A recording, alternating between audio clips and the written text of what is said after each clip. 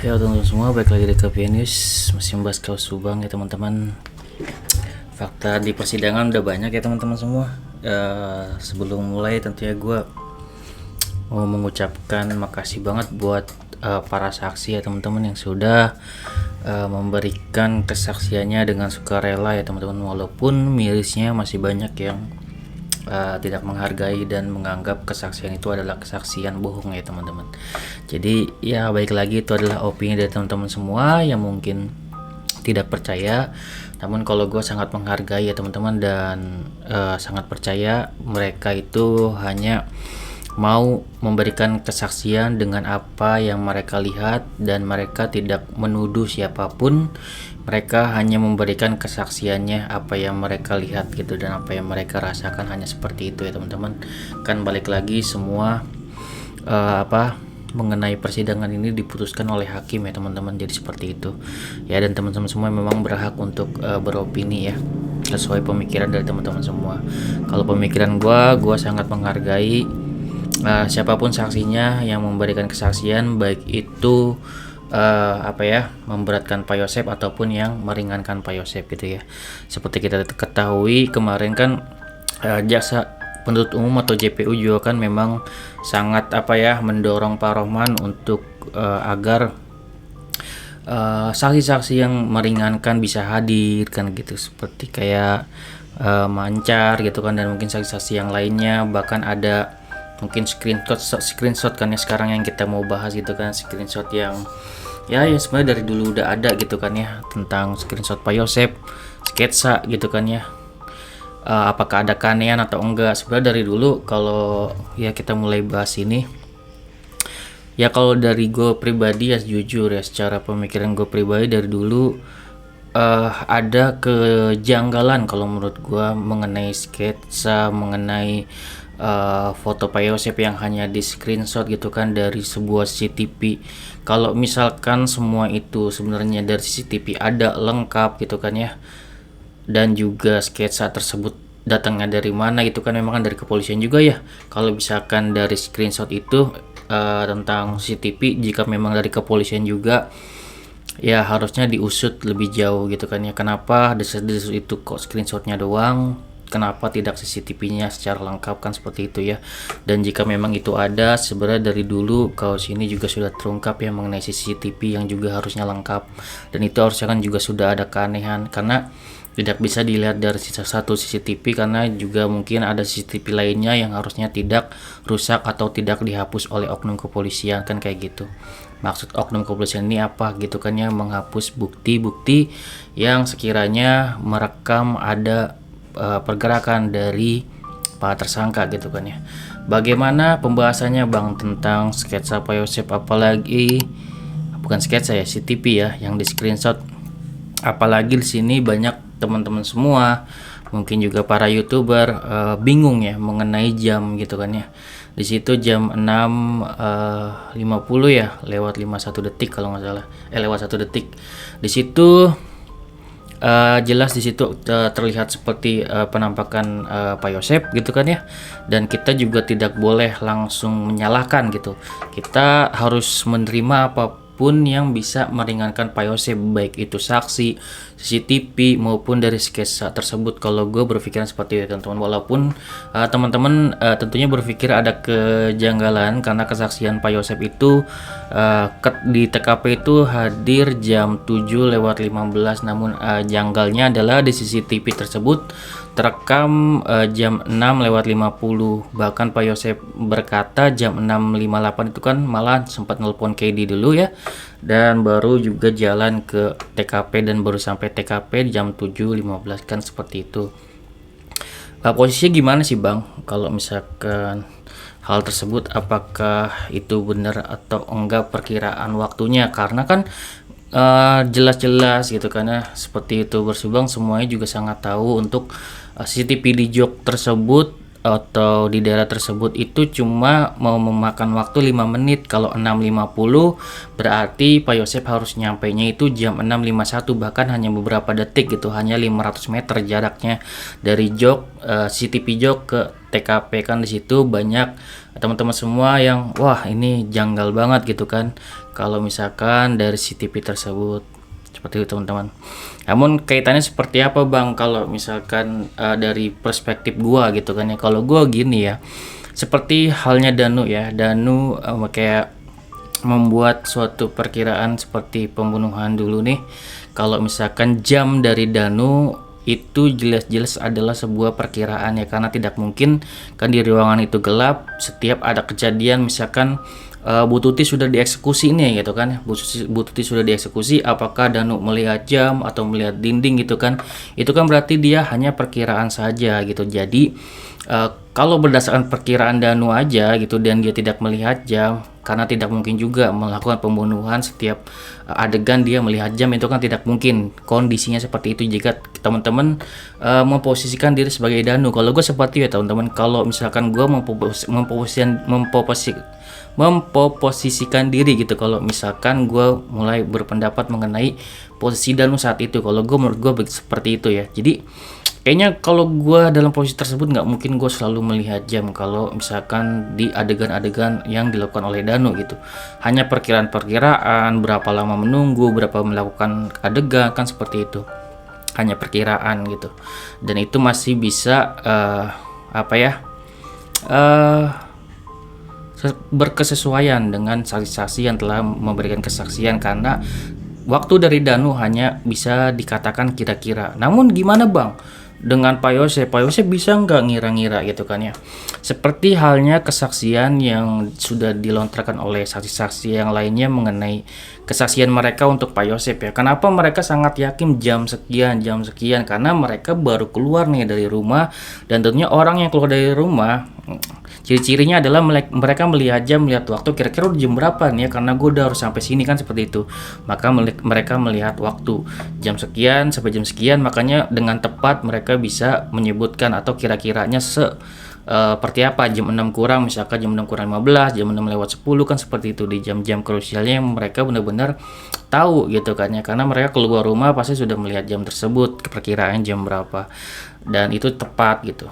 Seharusnya Pak Yosep juga bisa tepat, seharusnya ya. Misalkan dia keluar dari rumah, oh nih udah jam segini udah pasti gitu. Makanya di awal kesaksiannya dia begitu yakin gitu kan, jam 6.58 misalkan nelpon, terus sampai di sana tuh jam 7.15 kan, seperti itu, sampai di TKP.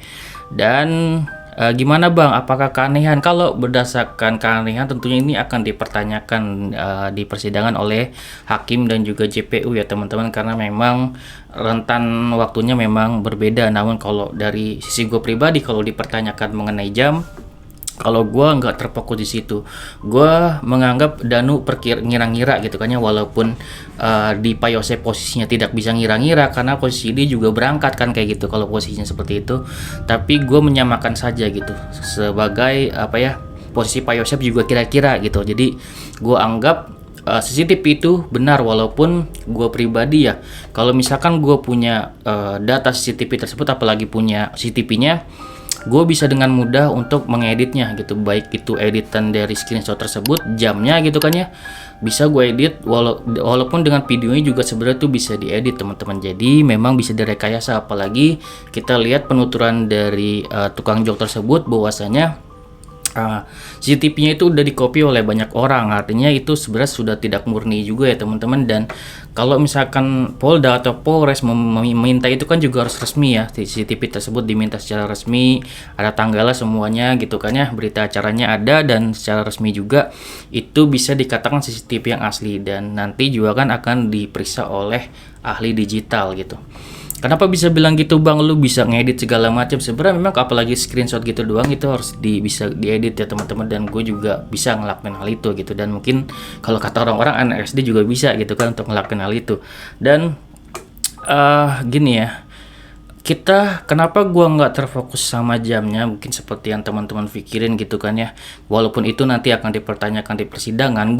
Kalau gue lebih fokus, kita anggap gini dulu ya, kita anggap posisinya CCTV itu benar adanya gitu, dan yang kita fokuskan adalah siapakah yang mengambil screenshot dari CCTV tersebut. Artinya asalnya mulanya ini dari mana, apakah dari penyidik ataukah dari orang luar yang mengcopy gitu kan ya CCTV tersebut dari tukang jok tersebut gitu.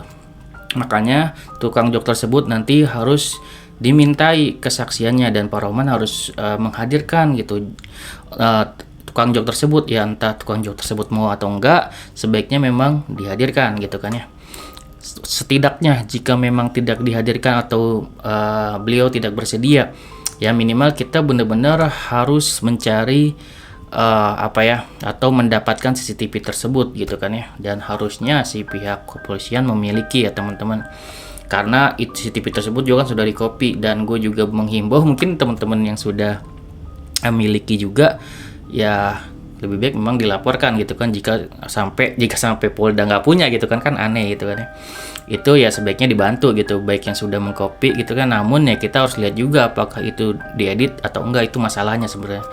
Khawatirnya seperti itu kan. CCTV yang paling murni adalah CCTV yang benar-benar petugas yang mengambilnya dan itu tidak ada editan. Dan disinilah kita memerlukan yang namanya orang luar seperti apa bang, yaitu saksi ahli gitu kan ya. Saksi ahli yaitu ahli digital, karena ahli digital ini ya tidak termasuk dari bagian dari misalkan Polda atau Polres. Dia benar-benar berdiri sendiri untuk memeriksa CCTV tersebut keasliannya gitu kan ya, atau mungkin screenshot tersebut keasliannya. Nanti kan juga akan disesuaikan jika ini kebohongan atau enggak, kan nanti disesuaikan CCTV-nya dengan screenshot tersebut di menit tersebut, apakah benar kan seperti itu.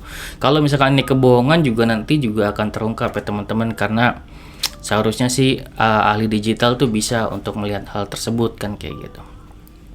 Ya semoga ini sebenarnya kan seperti kalau gue bilang ya kan, gue juga sebagai netizen biasa tentunya mengharapkan semua CCTV itu ada gitu kan, karena ini menjadi pertanyaan semua netizen gitu kan ya, baik itu yang bela Yosep, bela Danu kan itu, atau berdiri di tengah gitu kan ya, ingin semua ini terungkap secara buka-bukaan ya. Kalau gue tentunya maunya buka-bukaan gitu kan ya, baik itu meringankan Pak Yosep gitu kan ya, ataupun yang memberatkan Pak Yosep, buka-bukaan semuanya. Dan gue harap sih sebenarnya mungkin yang teman-teman harapkan kan sulitnya itu kan mengharapkan CCTV, namun CCTV itu tersebut juga sudah benar-benar dimusnahkan menurut gue ya, banyak dimusnahkan.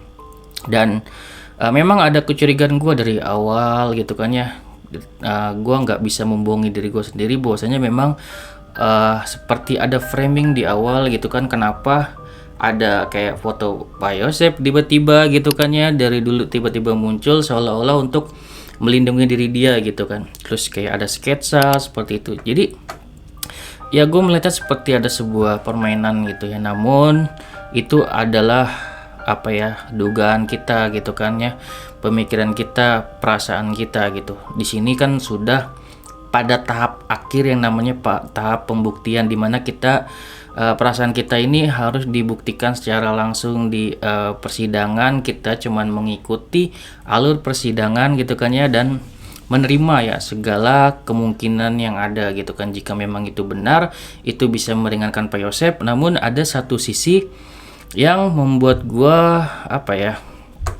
yakin ya, dan ini karena pernyataan dari Kombes Pol Surawan itu sendiri ya teman-teman, karena tidak mungkin beliau sampai menaikkan ini ke persidangan kalau tidak memiliki bukti yang kuat di situ ya. Beliau menyatakan bahwasanya ini bakalan ada fakta-fakta baru, dan beliau memang tidak berbohong ya, karena gue juga mau pertanyakan nih kebenaran gitu kan ya, karena kan gue juga mengharapkan kebenaran nih dalam kasus ini. Dan ternyata memang terbukti apa kata Kombes Pol Surawan gitu kan, fakta-fakta saksi-saksi yang memberikan kesaksiannya itu memang terjadi dan itu benar adanya gitu. Dan di sini masih ada misteri juga dari Kombes Pol Surawan, apakah benar-benar dia memiliki suatu kartu truf gitu kan yang membuat para tersangka tidak bisa berkutik lagi. Itu sih yang belum keluar menurut gue, yang tidak bisa yang bisa membuat para tersangka tidak berkutik itu apa gitu, karena yang membuat Pak Kombes Pol Surawan tuh yakin banget gitu, apapun apa ya, yang bisa menguatkan gitu kan ya, yang bisa menguatkan para tersangka itu bisa dibantah oleh pembuktian yang bisa diberikan oleh Pak Kombes Pol Surawan gitu. Karena di sini keyakinan gua gitu ya, bukti yang dimiliki oleh Polda, oleh JPU itu lebih kuat gitu daripada apa yang dimiliki oleh para tersangka yang belum mengaku. Kalau menurut gue seperti itu ya teman-teman. Dan gue beropini juga mengenai Pak Kombes Pol Surawan yang benar-benar mengartikan senyum dia yang dulu gitu kan ya. Seolah-olah nih sekarang ini setelah persidangan dia tampil hanya di awal doang gitu kan ya. Seolah tuh apa ya, mengisyaratkan bahwasanya kalau di mata Pak Kombes Pol Surawan gitu ya, kasus Subang ini seperti sudah selesai gitu. Sudah selesai semua, makanya dia sudah tinggal terfokus ke kasus lainnya gitu kan ya. Seperti itu. Dan memang kan ada kasus viral terbaru ya, yang sedang beliau sedang periksa gitu kan, tentang pembunuhan juga. Jadi itulah pendapat gue ya tentang Pak Kombes Pol Surawan, karena gue juga kinerjanya sangat gue percaya. Namun balik lagi, yang namanya fakta persidangan kita hanya bisa menyaksikan yang sedang kita saksikan. Kita belum tahu akhirnya. Mungkin para jaksa penuntut umum, Kombes Pol Surawan sudah mungkin bisa mengira akhirnya seperti apa, namun kita belum tahu gitu kan, saksi-saksi mana lagi, terus fakta-fakta persidangan seperti apa lagi yang nanti akan dikeluarkan. Karena kalau menurut gue masih banyak yang belum dikeluarkan, sedangkan posisinya Pak Yosep sendiri belum mengeluarkan apapun. Belum, yang kita tunggu-tunggu ya ingin membongkar namun belum membongkar apapun, dan belum ada saksi yang menguatkan Pak Yosep gitu. Dan bahkan CCTV-nya tersebut harus benar-benar diperiksa oleh ahli digital. Walaupun nanti angger CCTV-nya ada, itu juga sama ya teman-teman, kondisinya juga harus diperiksa keasliannya oleh ahli digital juga. Jadi memang posisinya sama, tetap harus dilakukan dengan seadil-adilnya agar kita bisa memperoleh kebenarannya gitu. Oke. Semoga ya itu, semoga bisa meringankan Pak Yosep jika memang itu benar, dan kita tinggal tunggu aja dari JPU dan juga dari perjuangan Pak Roman untuk menghadirkan juga ya untuk saksi dari tukang jok tersebut. Sebaiknya memang hadir untuk memberikan kesaksian dan juga bisa membawa harddisk CCTV tersebut ya. Oke. Segitu ya video dari gue, semoga bermanfaat. Assalamualaikum warahmatullahi wabarakatuh. Next video teman-teman.